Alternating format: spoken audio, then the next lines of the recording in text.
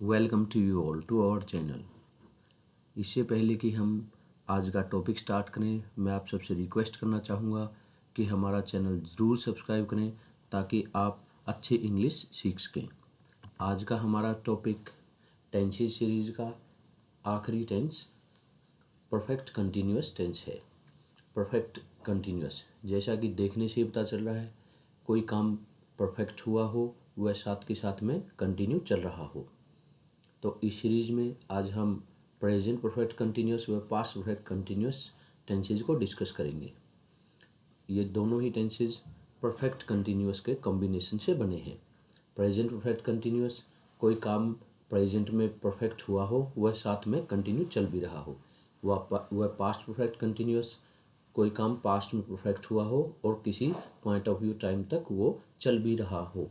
ऐसे सेंटेंसेस को लिखने व बोलने के लिए हम प्रेजेंट परफेक्ट कंटिन्यूअस व पास्ट परफेक्ट कंटिन्यूअस के रूल्स यूज करेंगे। सबसे पहले हम प्रेजेंट परफेक्ट कंटिन्यूअस टेंस को ध्यान से देख लेते हैं। प्रेजेंट परफेक्ट कंटिन्यूअस में से रहा है, से रहे हैं, से रही हैं इत्यादि आते हैं। और इंग्लिश में बोलने के लिए व लिखने के लिए, सेंटेंस फॉर्मेशन के लिए सब्जेक्ट प्लस हैज़ या हैव में से एक, बीन और फर्स्ट फॉर्म आईएनजी व ऑब्जेक्ट का प्रयोग किया जाता है। जैसा कि हमने कॉन्टिन्यूअस टेंसेज करते समय फर्स्ट फॉर्म के साथ आईएनजी का यूज किया था, और वहीं पर हमने परफेक्ट टेंसेज को बनाने के लिए हेल्पिंग वर्ब हैज़ या हैव लिए थे। तो यहाँ पर हम परफेक्ट टेंसेज का हेल्पिंग वर्ब लेते हैं, वह कंटिन्यूअस टेंसेज का मेन वर्ब लेते हैं, और बीन इस प्रकार के सेंटेंसेज को बनाने व लिखने के लिए एक्स्ट्रा ऐड करते हैं। For an action which began in the past and is still continuing, कोई भी एक्शन जो पास्ट में शुरू हुआ हो वह साथ में अभी तक वो एक्शन चल रहा हो। जैसे कि मैं सुबह से खेल रहा हूँ, मीन्स कि सुबह से अब तक खेल भी चुका हूँ, वह साथ के साथ अब भी खेल रहा हूँ। जैसा कि हमने परफेक्ट टेंसेज में देखा था कि वह खाना खा चुका है, कि खाना खा चुका है, और कंटिन्यूअस में देखा था हमने वह खाना खा रहा है, तो काम हो रहा है। लेकिन इस टेंस में हम देखते हैं कि वह 10 मिनट से खाना खा रहा है, यानी कि 10 मिनट वो खाना खा भी चुका है और अभी भी खा रहा है। इसीलिए ये टेंस परफेक्ट टेंस का व कंटिन्यूअस टेंस का कॉम्बिनेशन है। एग्जाम्पल देख लेते हैं। They have been playing since morning, वो सुबह से खेल रहे हैं, यानी कि सुबह से अब तक खेल भी चुके हैं, वह अभी भी खेल रहे हैं। इसीलिए ऐसे टेंसेस को हम परफेक्ट कंटिन्यूअस टेंसेस बोलते हैं। और यहाँ जैसा कि काम ये प्रेजेंट में अभी भी हो रहा है, इसलिए इसको प्रेजेंट परफेक्ट कंटिन्यूअस टेंस बोलेंगे। Next, an action already finished but its effect still continues, कोई भी एक्शन जो ख़त्म हो चुका है लेकिन उसका इफेक्ट अभी भी चल रहा है। I am late because I have been watering the garden, मैं लेट हूँ क्यों? क्योंकि मैं गार्डन में वाटरिंग कर रहा था, मतलब कर रहा था इन द सेंस कि मैंने किया वो काम, और इसीलिए उसका इफेक्ट अभी भी चल रहा है। इसीलिए ऐसे सेंटेंसेस को बनाने के लिए हम लोग प्रेजेंट परफेक्ट कंटिन्यूअस टेंस का यूज़ करते हैं। वहीं पर नेगेटिव सेंटेंसेस बनाने के लिए हम हैज़ या हैव के साथ नोट का यूज़ कर लेते हैं। He has not been studying since morning, वह सुबह से ही नहीं पढ़ रहा है। अब इंटेरोगेटिव सेंटेंसेस की तरफ मूव होते हैं। इंटेरोगेटिव सेंटेंसेस में हेल्पिंग वर्ब यानी कि हैज़ व हैव को आगे ले लेते हैं और बाकी सेंटेंस फॉर्मेशन सेम रहता है। Have you been playing for last 2 hours, क्या आप पिछले 2 घंटे से खेल रहे हैं। अब हम पास्ट परफेक्ट कंटिन्यूअस टेंस को डिस्कस करते हैं। हिंदी में से रहा था, से रहे थे, से रही थी इत्यादि आते हैं।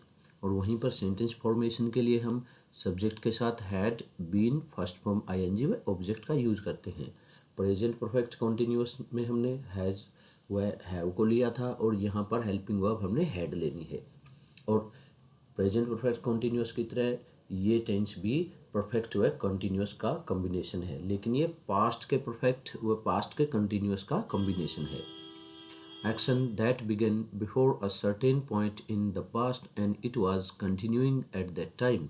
कोई भी एक्शन जो पास्ट में शुरू हुआ था और पास्ट में ही किसी पॉइंट ऑफ टाइम तक, किसी समय तक पास्ट में ही वो कंटिन्यू था।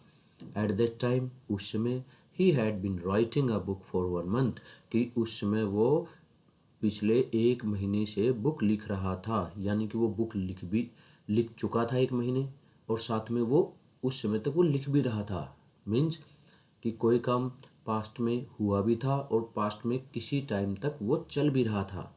इसीलिए ऐसे सेंटेंसेस के लिए हम पास्ट परफेक्ट कंटिन्यूअस टेंस का यूज करते हैं। अब नेगेटिव सेंटेंस बनाने के लिए हम लोग हैड के साथ नोट का यूज कर लेते हैं। He had not been playing at that time, कि वो उस समय नहीं खेल रहा था। वहीं पर इंटरोगेटिव सेंटेंसेस बनाने के लिए हम हेल्पिंग वर्ब यानी कि हैड को आगे ले लेते हैं, फिर सेंटेंस फॉर्मेशन सेम रहता है, हैड यू बीन प्लेइंग। इस प्रकार हमने देखा कि प्रेजेंट परफेक्ट कॉन्टिन्यूअस व पास्ट परफेक्ट कॉन्टिन्यूअस ये दोनों ही टेंसेस परफेक्ट व कॉन्टिन्यूअस का कॉम्बिनेशन है। जहाँ तक हम इस सेंटेंस की फॉर्मेशन को देखते हैं, यहाँ पर हमने हेल्पिंग वर्ब परफेक्ट का लिया है और फर्स्ट फॉर्म आईएनजी हमने यहाँ पर कंटिन्यूअस का लिया है। अब हम लोग दो और इम्पोर्टेंट पॉइंट को डिस्कस करते हैं। एक इम्पोर्टेंट पॉइंट है हमारा सिंस और दूसरा इम्पोर्टेंट पॉइंट है फॉर। सिंस व फॉर को हम ध्यान से देखते हैं कि सिंस कहाँ यूज होता है व फॉर कहाँ यूज होता है। अब हमने दोनों ही टेंसेज में देखा कि सिंस व फॉर का यूज किया गया है। अब हम यहाँ पर दो एग्जाम्पल देख लेते हैं। At that time he had been writing a book for 1 month, तो यहाँ पर फॉर 1 मंथ लगा हुआ है। और नेक्स्ट सेंटेंस में ही has not been studying since morning, तो यहाँ पर सिंस लगा हुआ है। बहुत से बच्चे कंफ्यूज्ड हो जाते हैं कि सिंस कहाँ यूज होता है और फॉर कहाँ यूज होता है। अब सिंस व फॉर ये हमारे पास दोनों ही बहुत इम्पोर्टेंट पॉइंट्स हैं। अब हमने डिटेल में डिस्कस करना है कि सिंस कहाँ यूज होता है व फॉर कहाँ यूज होता है। सिंस यूज सबसे पहले हम सिंस को देखते हैं।